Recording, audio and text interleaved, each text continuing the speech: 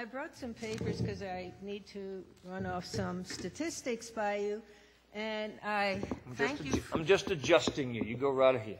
I thought you were going to give me a hug. Well, I can do that. I can do that. Maybe we'll do that later. Thank you for inviting me a second time. I was here, some 4 years ago, also speaking on gambling. But this time I brought my best friend next to Bill. I brought my dog Tippy. And she quickly explored your grounds here. But it brings me to a point. Yesterday I walked my dog Tippy, and on my sidewalk I found a lottery ticket. Now this is a $5 lottery ticket. I remember when we had a constitutional amendment back in 1983, and that introduced lotteries. Lotteries at that time were 25 cents a ticket. Now we have, I checked on the computer today, there are 91 different lottery games right now. The largest number, 28 games, these are types of tickets and so forth, 28 of them are $5 lottery tickets. Then it says on the back, you have a 3.83% chance of winning. Of course, this is a $50,000 win. Now look at the math of this. I called the state lottery and I said, how many tickets are on a roll?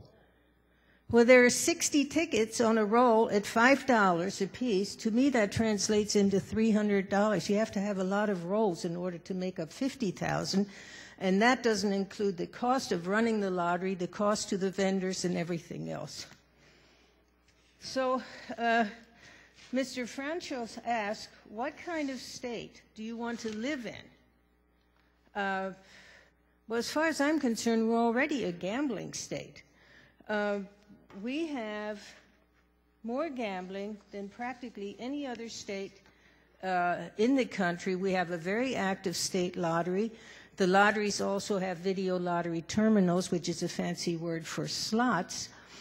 And the slots, as Mr. Franco has said, are the most addictive form of gambling. Why? Because they're so quick. They're instant, just like scratch-offs.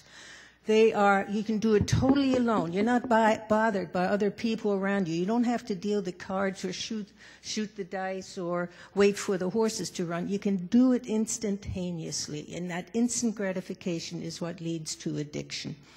Now, when we're talking about addiction in Maryland, Dr. Politzer, who was with the National Institute of Health, and I were headed a task force that was convened by the Maryland Department of Health and Mental Hygiene, and we found that in 1990, that's almost 20 years ago, 18 years ago, there were 50,000 compulsive gamblers in the state of Maryland. That was before we had 91 types of lottery games, including Keno, and 2 drawings a day plus the lotto and everything else. Now, the Gambling Impact Study Commission, which was a congressional study that was completed in the year 2000, 1999-2000, the Congressional Study Commission found that 73% of compulsive gamblers had health problems, physical or mental health problems. Only 13% of them had mental health treatment. Now we wonder, in this economy, who has money for insurance? Who had money for health insurance 10 years ago? By the way, the state of Maryland gave $40,000 for treatment in 1984, 25 years ago. And today's cost, that covers the treatment for 2 compulsive gamblers and family members. And we say family members because everyone in the family, not just the gambler's family, but the parents and the children, possibly some siblings, are affected by this most predatory, most horrible, invasive addiction. And when I say horrible, I have seen horror stories that have kept me up at night for night after night after night, because addiction is a way of escaping pain. Now, with alcoholism, many times that pain is a physical pain. With compulsive gambling, it's a psychological pain. And invariably, that pain starts with abusive families, very often alcoholic families, and that then continues year after year as people are exposed to critical life events or traumas. Going back to our statistics, 20% of these gamblers, according to the congressional study, had alcohol or drug problems. 25% lost their jobs. 19 declared bankruptcy. This is supposed to be a boon for the state of Maryland, slots, when 19% of them declare bankruptcy. To us, in the gambling field, that's just another bailout. The other thing is, pretend there's 100 compulsive gamblers here. 53 out of these 100 will go through a divorce.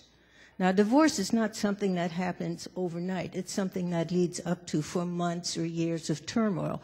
Years that the children are exposed to it, years that the spouses, both of them, suffer through it, as opposed to 18 of you who are non-gamblers. So out of 100 people who go through a divorce, 53 are gamblers, another 18 are non-gamblers. Now, let's suppose, for instance, these same 100 people are compulsive gamblers. Well, what's the substance of abuse in compulsive gambling? It's money. You need money in order to gamble. What happens when you when you run out of money? As Mr. Francho said, I've lost all my money. This man in the western part of the state, a millionaire, who sees his employee, trusted employee, gambling everything away, who's virtually penniless. Money is the abuse, is what is abused in compulsive gambling. Now, assume that, again, there are 100 compulsive gamblers in here. 33 of you will have been arrested. 21 of you will have served time in prison. And the typical sentence for compulsive gamblers who commit typically nonviolent crimes of a financial nature, fraud, forgery, embezzlement, that type of thing, typically the sentence is 3 years.